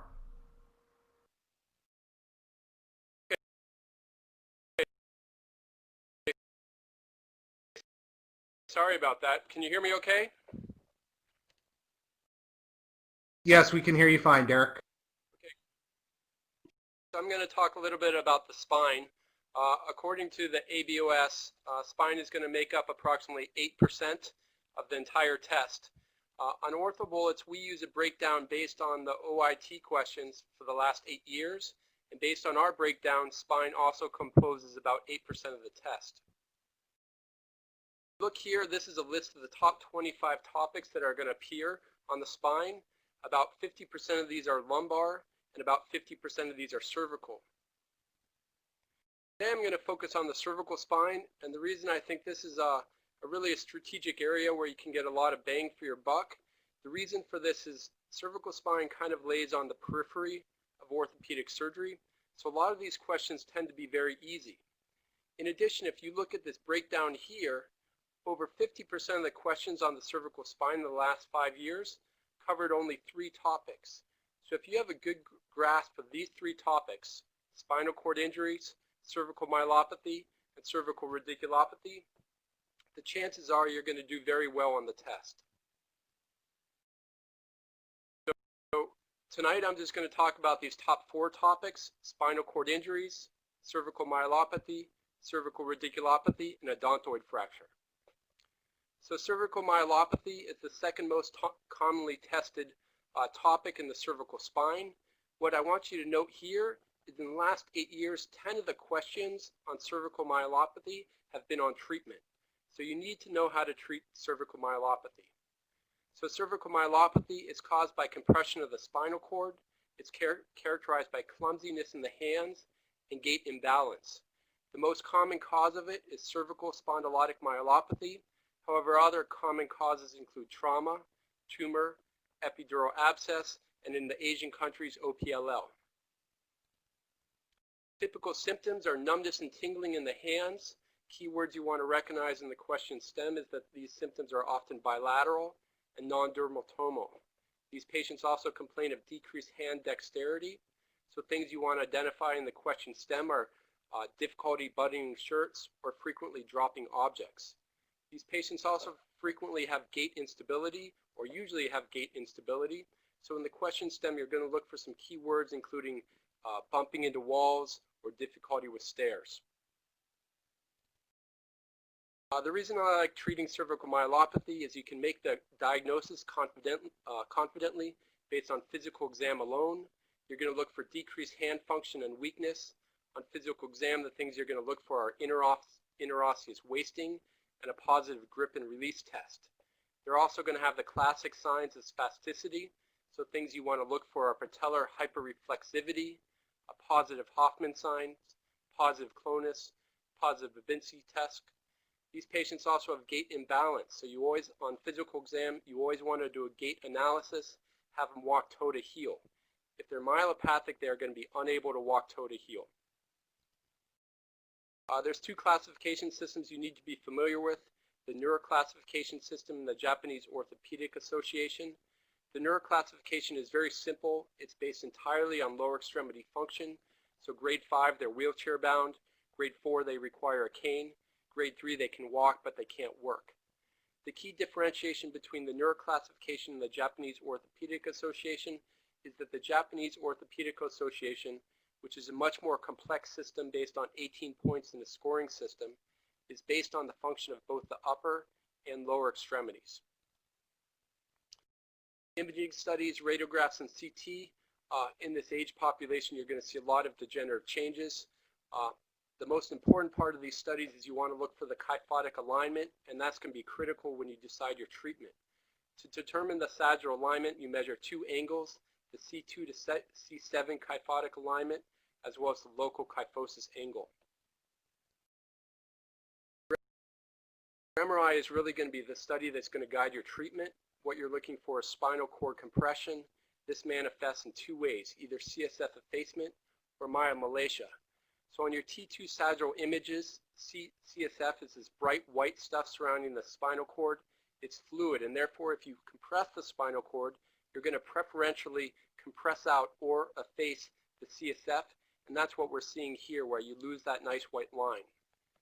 The other thing you're going to look for is myomalacia. Myomalacia is the signal intensity within the substance of the spinal cord, and you can see some here as well. It's very important to understand the natural history of cervical myelopathy. It basically progresses forward and very rarely improves without non-operative management. We also know that the severity of the symptoms when you treat the patient determine their ultimate outcome.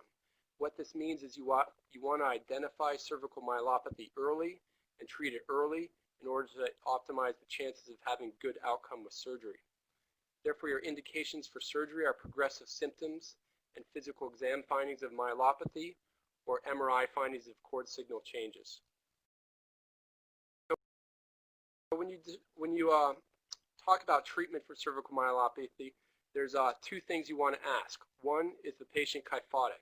Whenever there's more than 10 degrees of kyphosis, you have to go anterior. This illustration shows why. Normally the cervical spine is lordotic or neutral, and this puts the spinal cord right in the middle of the spinal canal. This shows if the patient becomes kyphotic, what happens is you pull the spinal cord anteriorly, so it drapes over the anterior compressive elements. Now if you look here, if we went ahead and did a posterior decompression, this would do little or nothing to actually decompress the spinal cord when it's being pulled forward over these anterior compressive elements. And that is why in these patients that are kyphotic, you need to go anterior first. And what this does is it brings the patient back to a neutral or lordotic alignment and brings the spinal cord away from those anterior compressive elements. You can do this with a single level corpectomy, a multi-level ACDF, a hybrid construct, or you can combine it with a posterior decompression. You can do a two-level corpectomy, but it's very important to know that whenever you do a two-level corpectomy, you have to augment this with a posterior stabilization. The reason is there's a very high percentage of graft dislodgement if you do it anterior alone, and this can lead to severe complications, including death. The second question you want to ask when deciding how to treat cervical myelopathy is how many levels are compressed. So this is kind of a grid, kind of one way to approach these questions. They're going to give you a clinical situation. They're going to ask you what is treatment. And there's basically going to be three different answers. You're either going to go anterior alone, posterior alone, which will include a laminoplasty or a laminectomy and fusion, or you're going to both go anterior and posterior. And based on asking these two questions, is the patient kyphotic and how many levels of compression there are, you can choose between these three answers very easily. And as I said in the past, the majority of the cervical myelopathy questions have been asking which one of these three treatment approaches you should take. Let's try to put this to use. Here's an X-ray on the left. You can see that this patient is relatively neutral in terms of the sagittal alignment. If you look at the MRI, there's CSF effacement and myomalacia at one level. So there's one level of compression. So therefore, you're going to treat this with an anterior approach, and in this patient, we did an ACDF. Another example, again, the first thing you want to do is determine, is the patient kyphotic? This patient is neutral as well. Then you want to look at your sagittal T2 MRI and decide how many levels of compression there are. Here you can see there's CSF effacement and myomalacia at 2 levels of compression. So based on using this system once again, you would do an anterior alone approach. In this patient, we did a 1-level corpectomy. Another example, once again, this patient is neutral in alignment. But if you look at the MRI, this time you can see that there's CSF effacement at least 3 different levels. And a lot of this compression is coming from infolded ligamentum flavum posteriorly. So in this situation, you have 3 levels of compression. So here you would go posterior, and that's what we did. We did a posterior laminectomy and fusion. The purpose of this test, if you ever see an answer which is laminectomy alone, never choose it. Due to the risk of post-laminectomy kyphosis, on this exam you never want to do a laminectomy alone, and you always want to do a laminectomy combined with an instrumented fusion. Here's the final example. In this situation, you can see that the patient is kyphotic, has approximately 15 degrees of kyphosis. At your MRI, you can see there's CSF effacement at more than 3 levels, so there's 3 levels of compression. So in this situation, you're going to want to go anterior and posterior. Again, the reason you go anterior is to try to restore the neutral or lordotic alignment, as you can see has been done. In terms of complications of cervical myelopathy, they've asked C5 palsy 3 times in the last 8 years. The C5 palsy is notoriously associated with a laminoplasty. However, you can also see it with a laminectomy and even anterior procedures. The next topic we're going to talk about is cervical radiculopathy. You can see here that all 10 questions in the last 8 years have either been on physical exam or complication. So again, this is a very easy topic to get your answers correct. Cervical radiculopathy is caused by nerve root compression in the cervical spine. 2 main causes, either cervical spondylosis, which leads to degenerative changes of the facet and oncovertebral joint, which lead to foraminal stenosis. The second cause is a soft disc herniation. The nerve root effect is always below the affected level. So if you have a C5-6 disc, the C6 nerve root is going to, if you have a C6-7 disc, the C7 nerve root is going to be affected. Symptoms, these patients usually present with arm pain. The key words you want to recognize in the question stem is that it's unilateral and often relieved by arm elevation. These patients also have numbness and paresthesias, and this is usually in a dermatomal distribution. So you look carefully at the stem. If the patient has numbness and tingling in the thumb, you want to be thinking a C6 radiculopathy. If they have numbness and tingling in the 2nd, 3rd, or 4th fingers, you want to be thinking a C7 radiculopathy. Half the questions on cervical radiculopathy in the last 8 years have been on the physical exam, so you need to know these motor levels by heart. C5 is deltoid and biceps, C6 is thumb, brachioradialis, wrist extension, and wrist supination. C7 is the 2nd, 3rd, and 4th fingers, triceps, wrist flexion, and wrist pronation. Reflexes are normal or decreased with cervical radiculopathy. With the trend or the current use of videos, you want to be familiar with the Sperling test and how that is performed. And also you want to know that with cervical radiculopathy, if you elevate the arm, oftentimes this relieves the symptoms, and that's been tested twice. Radiographs for cervical radiculopathy on the lateral, you're going to see your degenerative changes. One useful view is your oblique, and that's because you have a good look at the foramen. This x-ray is an oblique view, and you can see on top you have a foramen which is patent, where on the 2 levels below you can see a small osteophyte due to oncovertebral osteophyte formation.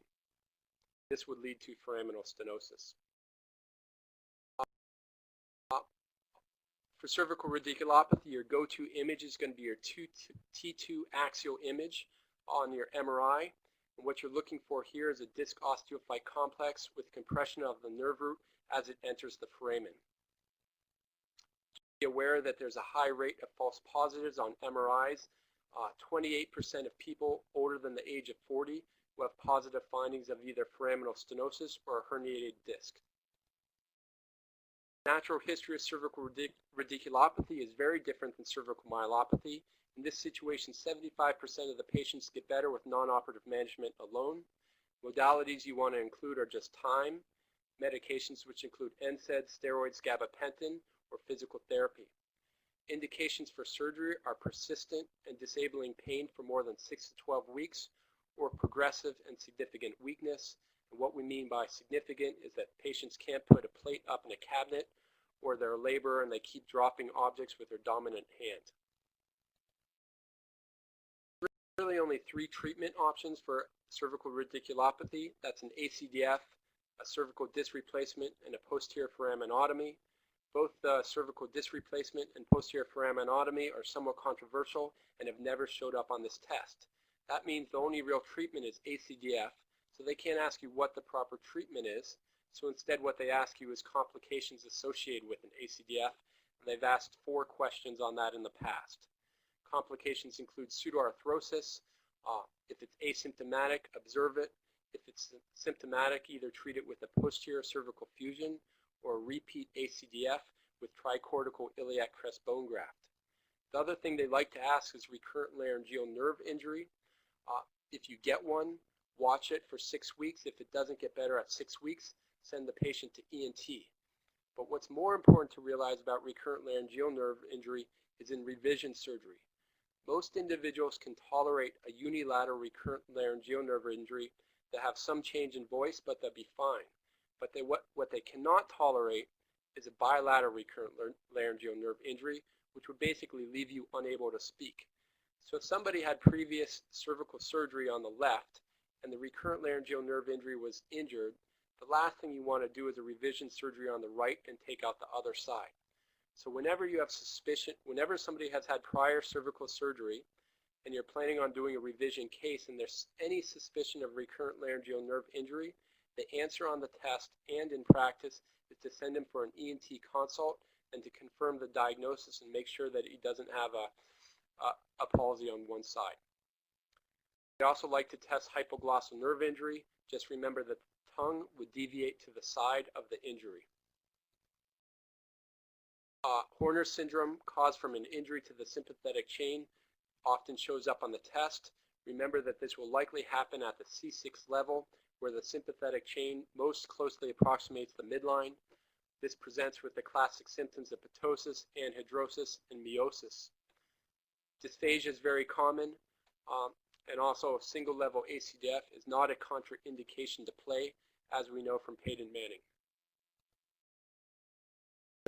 The next topic we're going to talk about is spinal cord injury. This is the most commonly tested concept in the cervical spine and in spine in general, so you need to know this very well.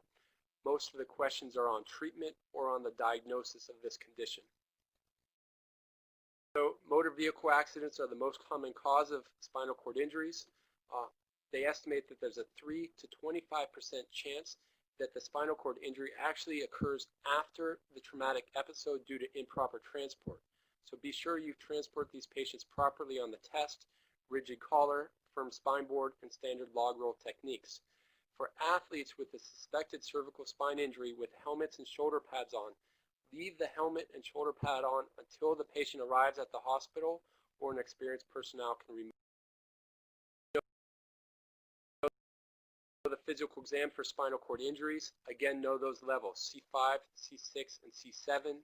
You always want to perform a rectal exam to see if there's any rectal tone. With regard to the sensory level, do check for perianal sensation. If there is sacral sparing, this is a good sign and it means it's an incomplete injury. You want to check for reflexes. In the acute situation, people are usually not spastic. Usually spasticity occurs about 72 hours and slowly progresses over time, but in the very acute situation, people with spinal cord injuries are not spastic. It's very important to check for their bulbocavernosus reflex. The reason for this is you need to evaluate for spinal shock. So spinal shock is a temporary loss of spinal cord function and reflexes below the level of injury. It usually lasts for about 24 to 72 hours after the spinal cord injury, characterized by paralysis, hypotonia, and areflexivity. Cardiovascularly, you'll see bradycardia and hypotension. And again, it's characterized by an absent bulbocavernosus reflex. The importance of spinal shock is that you cannot evaluate somebody's final neurologic injury until spinal shock is resolved. So you need to wait for the bulbocavernosus reflex to return, and then you perform your level, and you get your final neurologic injury pattern. Studies for spinal cord injuries, you want to get radiographs and a CT scan. These are primarily important for evaluating the structural stability of the spine and looking for any type of bony compression. Your MRI is really going to be your most valuable study. Once again, here you're looking for spinal cord compression, which is best manifested as either CSF effacement or myomalacia. Here you can see on this x-ray this patient has, on this T2 sagittal MRI, the patient has a disc that leads to both CSF effacement and myomalacia, which is that white signal intensity in the sub. To be familiar with the Asia classification. Everybody pictures that Asia image with all the boxes you have to fill out and is intimidated by it, but the truth, it's very simple. Just on a piece of paper, write down A, B, C, D, E. Remember E, strong as an Asian elephant, these patients are normal. Opposite A, absolutely no motor or sensory. Halfway in between, 50% of the muscles are less than grade 3. What this means is the patient is unable to lift his legs off the table or off the bed, and from there you can figure out the other two. In addition, you have to determine the functional level. Now remember, this is a functional level. People often get this confused. So what you're measuring is the last level that is functioning. So if a patient has a C5 level, that means the patient has intact deltoid and biceps. And let me ask you a question. If he has intact deltoid and biceps, can he feed himself? He can bring his hand or the back of his hand up to his mouth, but he doesn't have C6, so he can't wrist extend and he can't supinate, so he can't bring his fingers to his mouth and feed himself. And this is why you see a dramatic difference in the function between a C5 level and a C6 level. Levels, patients are able to feed themselves, they can live independently, they can drive a wheelchair, they can actually even drive a car. This is very different than the C5 level. In terms of treatment of spinal cord injuries, spinal dose steroids, very controversial. The only thing you really need to know is the absolute contraindications. This includes greater than 8 hours has passed since the time of the injury, a gunshot wound, or the patient is pregnant. All the other patients, almost all of these patients undergo surgery, and that's for both incomplete and complete injuries. The reason is you want to stabilize the spine to facilitate rehabilitation. In addition, you want to decompress the level just to optimize the chances of having a return of function at the level of the injury. The exception to this is gunshot wounds. They're usually treated non-operatively. The reason for this is the spine is usually structurally intact and there's no ongoing compression of the spinal cord because the bullet goes in and out. The exception to this is a bullet that's passed through the colon and remains in the spinal canal. That bullet is contaminated and needs to be removed. Complications of spinal cord injury, you need to be familiar with them because they can kill patients. Decubitus ulcers lead to sepsis and death. Treatment is really prevention. Venous thromboembolism, 100% of these patients will get a DVT if they're not on pharmacologic DVT prophylaxis. So all these patients need to be on DVT prophylaxis. Another complication that has been tested is autonomic dysreflexia. This is potentially fatal. It presents with headache, agitation, and hypertension caused by unchecked visceral stimulation or disimpact the patient. Another common cause of death is urosepsis. This is prevented by strict antiseptic catheter techniques, and don't let the bladder become overdistended. And finally, as has been tested in the past, is major depressive disorder, high incidence of about 11%. These patients can commit suicide, so if they have a major depressive disorder, they need to be treated. I know we're a little bit over time, but we'll just go through this last topic quickly, which is odontoid fractures. The important thing to notice here is that all 4 questions in the past have been focused on how to treat odontoid fractures. So odontoid fractures, it comes in a bimodal distribution. It's caused by low energy falls in the elderly. Usually they hit their head. And it's also caused by high energy accidents in young patients. Patients usually present with neck pain alone. It's very rare that they have any neurologic deficits, so they usually just have neck pain. Different types of odontoid fractures, and you have to be very familiar with these as treatment is based on. One is just an avulsion of the tip. A type 2 is a fracture at the waist, and a type 3 is a fracture in the body. X-rays that you want to get a lateral X-ray to determine which type you have. Here's a lateral film, and you can see that the fracture pattern goes through the body. You can see that this fracture line is well below the anterior arch of C1, so we know that this is a type. This is the open mouth odontoid view, which is another radiographic view you want to obtain. Here you can see a fracture line also extending down into the body, so this is once again a type 3. Is really your study of choice for fracture delineation. Here you see a fracture line just below the anterior ring of C1, so we know this is the neck, so this is a type 2 fracture. Here you see the fracture line actually well below the anterior ring of C1, so this is going through the body, so we know that this is a type 3 fracture pattern. MRIs are not very useful because usually these patients do not have any significant neurologic compression and no neurologic deficits. So in terms of treatment of odontoid fractures, you want to break them down into 4 types. You want to break them down into type 1, type 2 young, type 2 elderly, and type 3. And this is based down, divided into non-operative treatment and operative treatment. Operative treatment basically consists of a posterior C1-2 fusion. It is possible to do an anterior screw osteosynthesis, but that has not shown up in the test in the past, and I think it's unlikely to appear on the boards. Type 1 and 3, treatment is very easy, an external orthosis. There's no data to show whether an external orthosis is better than a halo, so they're not going to ask you to choose between the two. Type 2 is a little more difficult. The reason for this is that elderly patients do not tolerate a halo. Remember, for this exam, never put an elderly patient in a halo. There's a very high mortality rate associated with that. The other reason type 2 treatment is a little more complex is there's a high non-union rate, approximately 30%. You need to know what the risk factors for non-union are. Essentially, it's displacement, angulation, older age in the patient, or a delay in treatment.